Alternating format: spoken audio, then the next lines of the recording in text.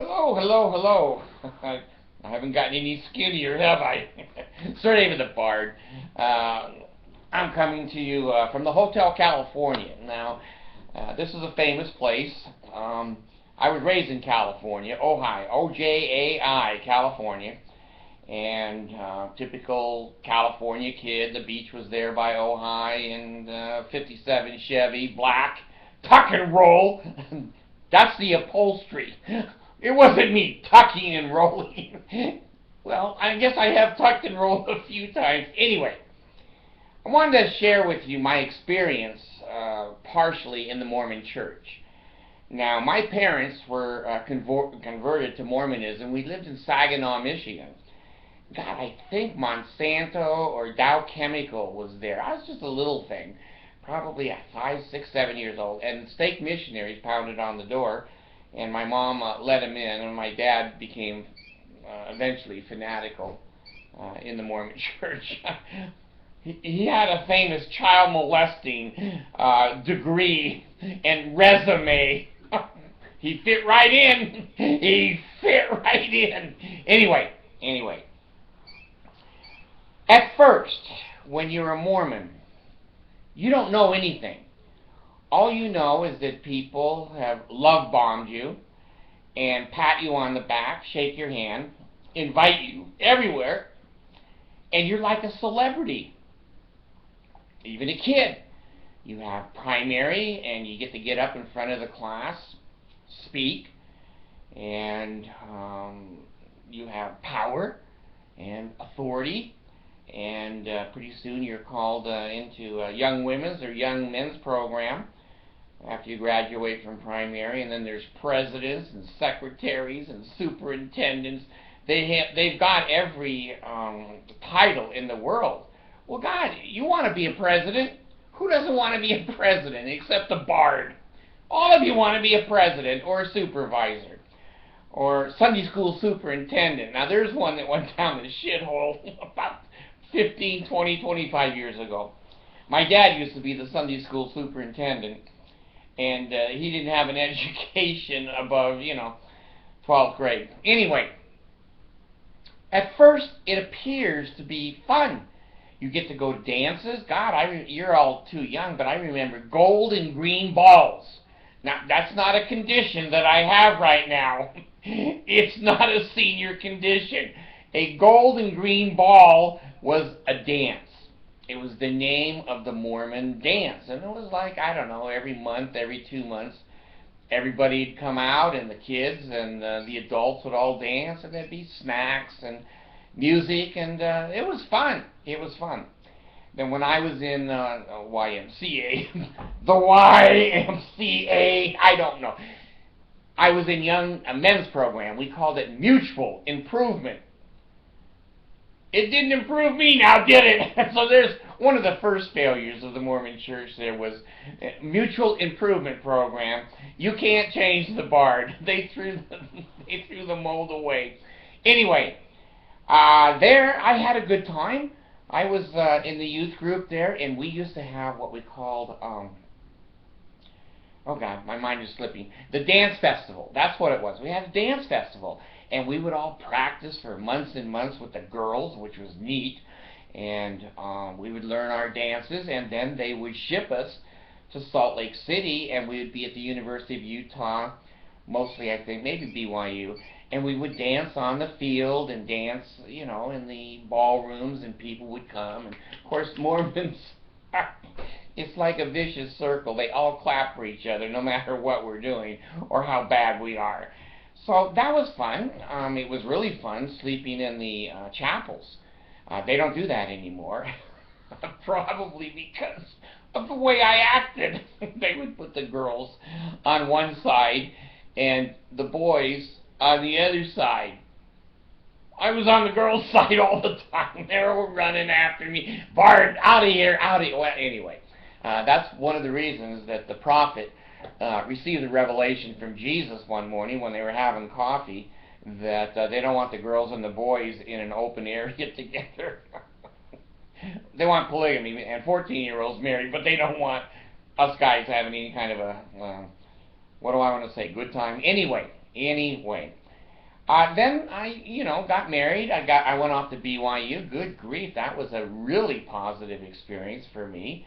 My parents never paid a dime for me to go to BYU. I had to work full time all the time. And God, I was on the ballroom dance team, and I finally married the ballroom dance team instructor.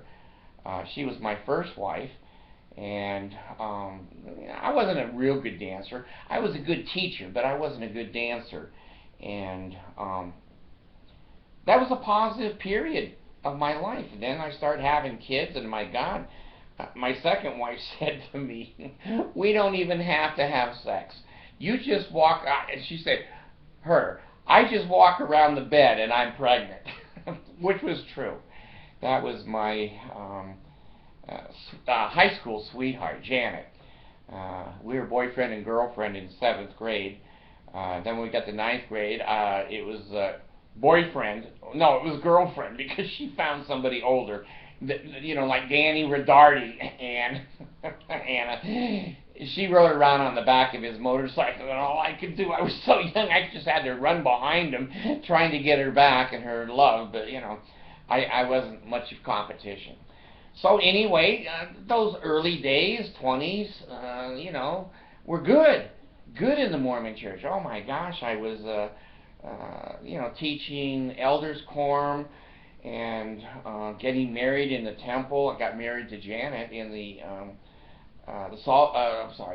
Washington D.C. temple, and my first wife, we got married in Manti. That was a fun little building. And so anyway, those early 20s were good years. Our babies, we thought, were as cute as anybody else's, and all the young moms and dads we were in a group. That was our social group. We had potluck dinners. We had wedding receptions in the rec hall.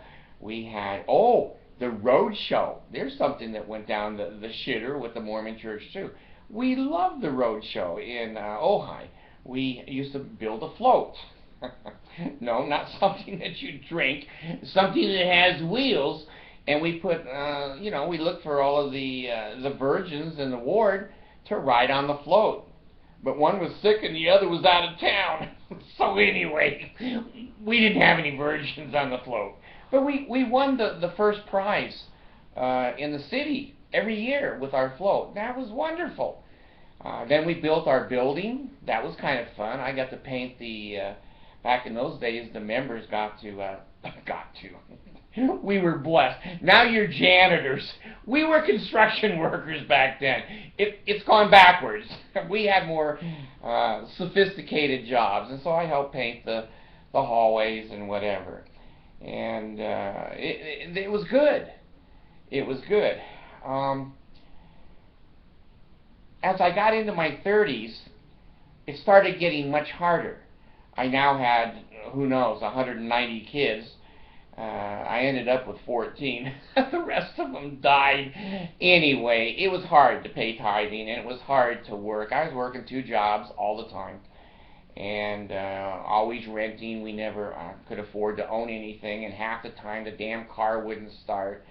And there was a couple times the Mormon church helped us. Back in those days, the Mormon church would help you with a rent payment or utilities that are about to be shut off, and I have to admit the Mormon church helped me a couple times there.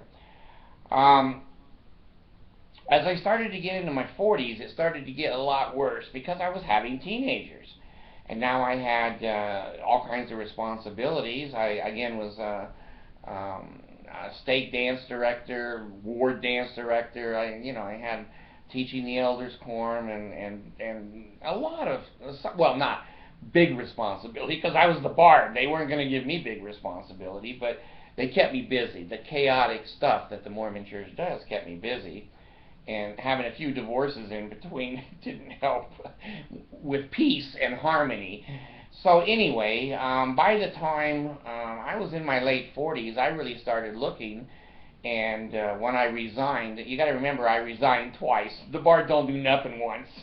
It's got to be twice. But anyway, I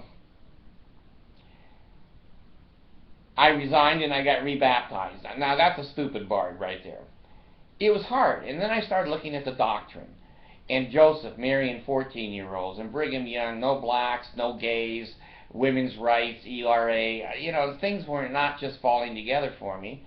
So I went to the stake president finally, and I said, I want to resign. He said, why? He said, because I'm not getting the blessings that you guys promised. They're not there. I pay my tithing, I have less money. I have more bills. It's not a blessing, it's a curse. You guys have more money, and I know that you don't need money. God does. So anyway, that's what they used to tell us. I think they used to say the church doesn't need money, the God does. So anyway, by the time I got into my mid-late 50s, I began to see there's just too many things that didn't add up. And I was embarrassed, I was insulted, and I had been tricked, and I had been bamboozled by the Mormon church. Well, anyway, now I'm happy. I have a good wife, a couple of kids, and I'm not kicking against the pricks. I'm looking at the money that I have that didn't go into tithing or Monson's pocket.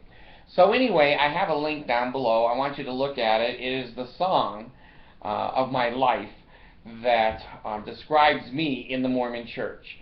And some of you will recognize the song. It's the Hotel California. It's one of my favorite songs. And so take a listen to the song and think of the bard in the Mormon church, because I still have health in the navel, marrow in the bones, strength in the loins, and sinews, power and the priesthood be upon me and upon my posterity through all generations of time and throughout all eternity. Bard's gone.